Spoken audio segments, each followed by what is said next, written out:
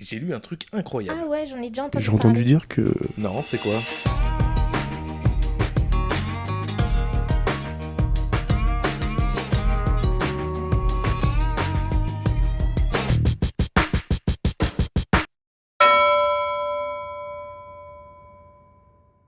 La plateforme verte est une association qui s'est constituée en 2018 avec pour objectif de rassembler les acteurs de la transition énergétique afin de mener des actions concrètes et de permettre ainsi l'accélération des différents projets. Voilà, elle est forte de 70 membres de renom qui collaborent sur plusieurs groupes de travail. Il existe des freins à l'agrivoltaïsme qui sont de différentes natures.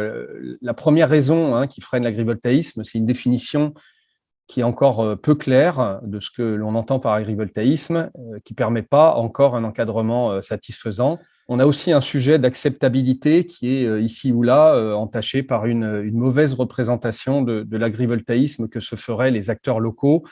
Et là, on peut avoir des origines variées. Alors, on peut remonter dans l'histoire avec des contre-références historiques qui ont pu être opérées sur des terres agricoles quand justement la conscience du besoin de préserver la vocation agricole des terres était balbutiante au niveau des promoteurs de projets. Et une autre raison aujourd'hui encore, un déséquilibre économique qui peut amener les parties au projet. Quand je dis les parties, je pense à l'énergéticien évidemment, mais également de propriétaires fonciers, voire les collectivités, donc les amener à arbitrer en faveur d'une maximisation de la production photovoltaïque pour les revenus générés par la centrale, voilà, les loyers, les taxes notamment. Voilà. Et puis, on a des freins réglementaires qui ne permettent pas son plein développement à l'agrivoltaïsme, comme par exemple l'interdiction du photovoltaïque dans les schémas de cohérence territoriale ou les plans locaux d'urbanisme. Et on a aussi à l'esprit une transcription française du règlement européen sur les aides de la PAC qui ne permettent pas de bénéficier de ces aides dans le cadre d'un projet agrivoltaïque.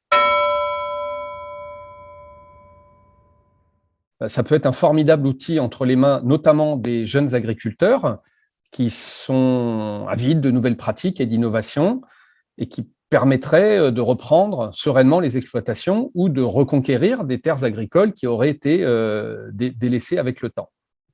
Voilà.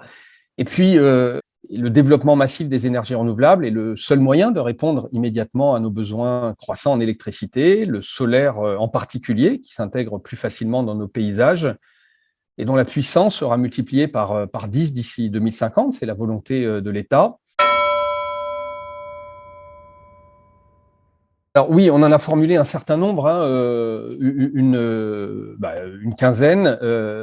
Voilà, alors c'est vrai que parmi celles-ci, l'intégration des projets dans l'économie agricole du territoire est celle qui paraît la plus importante au sens où le photovoltaïque est une source d'énergie décentralisée, les économies agricoles sont à l'échelle territoriale et donc ces projets-là doivent être pleinement appropriés localement et ça doit se faire, à notre sens, au travers de la décision des collectivités locales par leur planification d'urbanisme pour justement opérer les choix d'aménagement au service du développement économique du secteur agricole.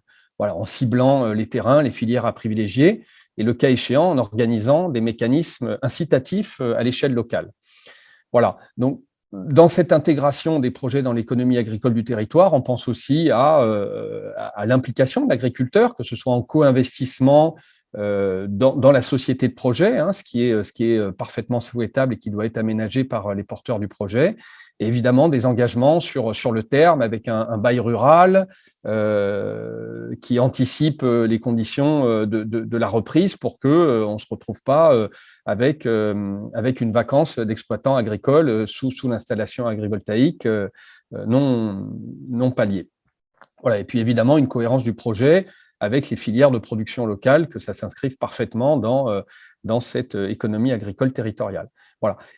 Également, un besoin d'encadrer cette filière qui est naissante avec l'Observatoire public des bonnes pratiques que nous recommandons et avec force et qui collecterait toutes les données des expérimentations, des projets pilotes, qui pourraient orienter orienter évidemment le développement de cette filière, renforcer les compétences des services instructeurs sur le sujet en leur mettant à disposition des référentiels qui faciliteraient l'instruction des demandes d'autorisation, une exemplarité environnementale des projets et un encadrement des loyers qui nous paraît nécessaire pour juguler une pression qui se fait croissante sur le foncier agricole et veiller à la juste répartition des revenus permis par le projet.